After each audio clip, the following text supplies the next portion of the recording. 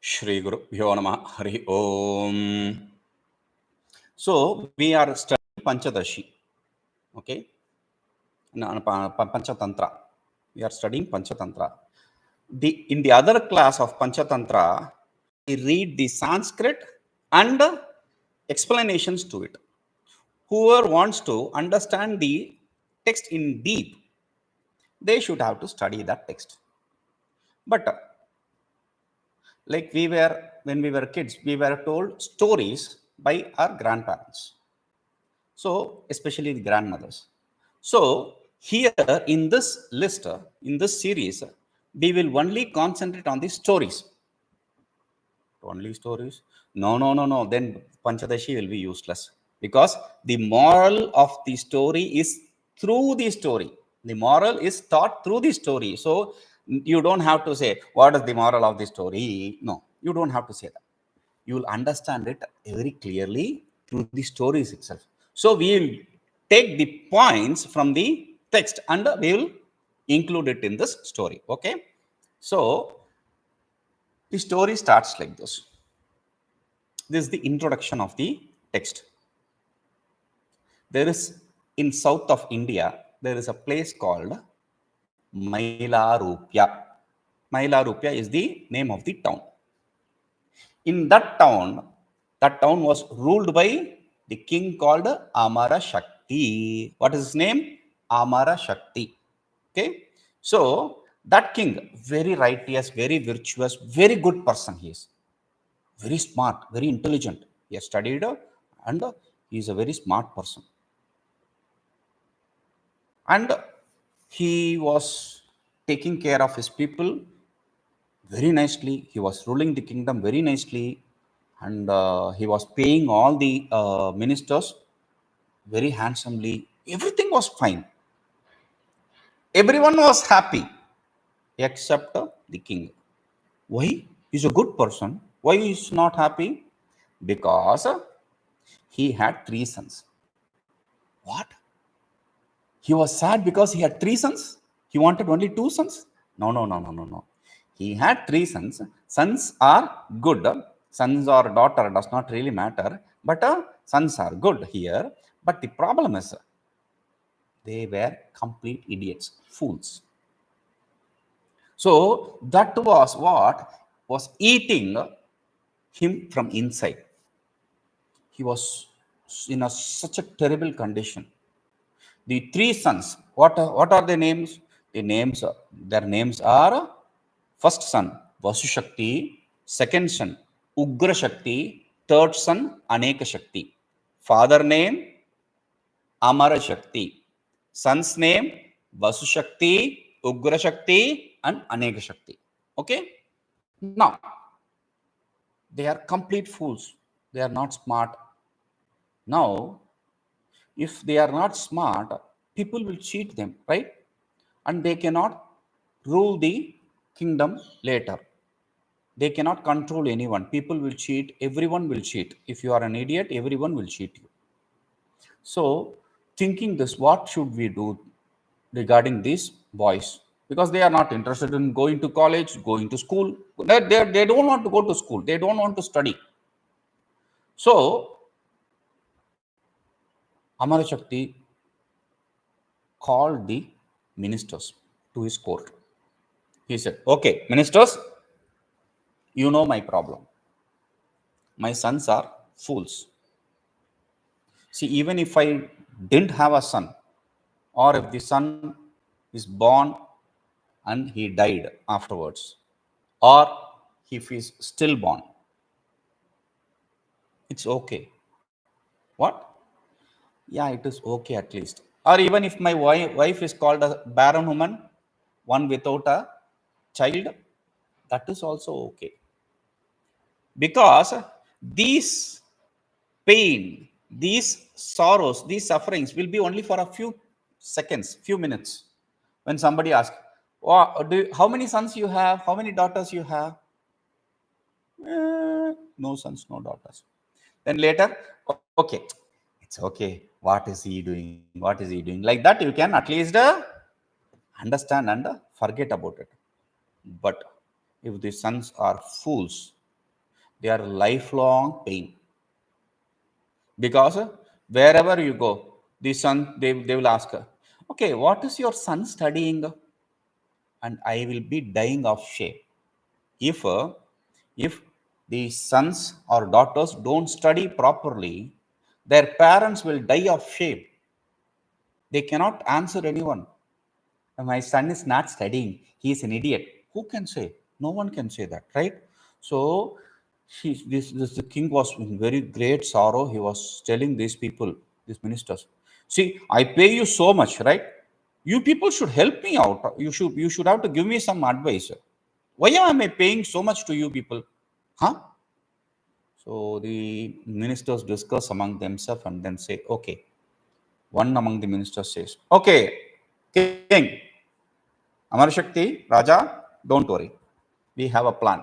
What is the plan? So first, we will make him up, admit him in a school, and first 12 years, like we in school, we'd go to higher schools, etc., higher secondary, etc. Similarly, in those old days, 12 years they used to study grammar, Sanskrit grammar. Now people don't want to study grammar. People, any grammar, no mother tongue. So there, in olden days, 12 years you have to study Sanskrit grammar. After 12 years, they will be put in this text called Manusmriti, Dharma Shastra, how to lead the life ethically, morally. All that will be taught. Then there is a text called Artha Shastra, where the economics, how to govern, etc., will be taught. Okay. Then Kama Shastra, how to make friends, how to be happy with friends, all that will be taught. Now, when they said this, king said, 12 years plus how many years? Around 15, 20 years. Oh, one among the ministers, his name is called Sumati. Sumati means intelligent, very intelligent. Sumati means very intelligent. That very intelligent minister, according to his name, he was intelligent also. That very intelligent minister said, he rose up and he said, King, Amar Shakti, these people, what they said is right. But the problem is, for somewhat intelligent kids, 12 plus whatever, 15, 20 years is enough. But for your kids, even after 20 years, they will not be completing Sanskrit grammar itself. So they are already 8, 10. Now, if you are going to admit them in school or college, they are going to study their whole life in school and college. They are not going to complete. Life is short. There is no point in wasting the time. So the king says, what? So you don't teach them anything? No, no, no, I didn't say that. We'll put them in school, but not in this school, a special school for your kids. Oh, can you teach them? No, no, no, not me. Then who is eligible to teach them? Then King Sumati says, there is a person called Vishnu Sharma. The Guruji's name is called as Vishnu Sharma. Okay. So Vishnu Sharma can teach them. Where is Vishnu Sharma? Vishnu Sharma stays in this house, in this address. So king calls his people, his servants, his protectors. He says, go to this address and don't worry, king, we'll pick him up. No, no, no, no, no. He is a great learned man. Give respect. Bring him with respect. Okay. So these people take the good car, the best car, and bring him to the court. King says to Vishnu Sharma, please, sir, you know, Masterji, you know, my sons, they are good for nothing. They are idiots. So if you teach them well, I will give you 100 villages and money to maintain those villages. And I will give you whatever you want. Vishnu Sharma laughs at him. He says, first of all, I don't sell knowledge.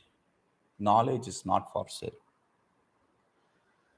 Oh, then you say you are not going to teach? No, no, no, I didn't say that. Vishnu Sharma says, no, I didn't say that. I said, I am not going to sell it. And what will I do with your money? Because I'm 80 years old. What will I do with your money? So, I will take them as my students and I will teach them. Oh, King was thinking, if he is not going to take money, he is not going to be teaching them in a nice way. Because he can later ask me, oh, did you give me anything? I am teaching them for free, right? So when the king is thinking like that, Vishnu Sharma understood. Ah, okay. Vishnu Sharma says, he challenges.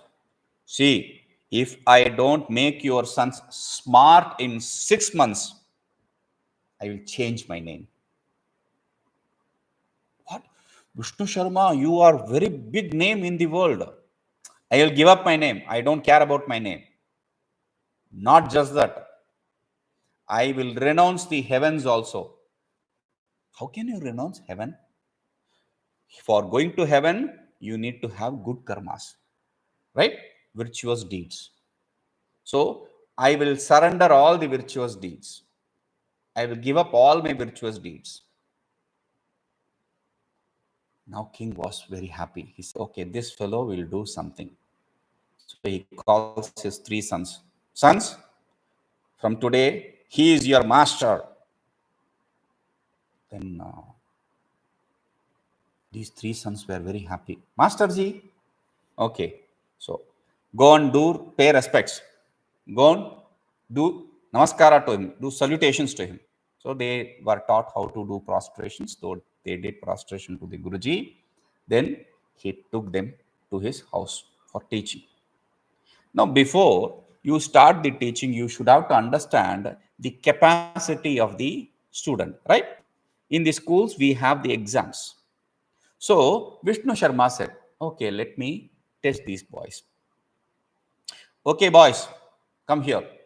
I'm going to give you a test. Yes, Masterji. Okay. Go to the palace. Okay. Go and see if I am there in the palace. Just now, we will return. They run towards the palace. They go and come back after 1 or 2 hours.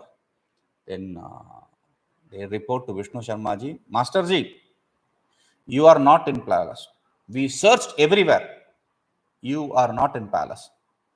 Vishnu Sharma thought, what will I do with these boys?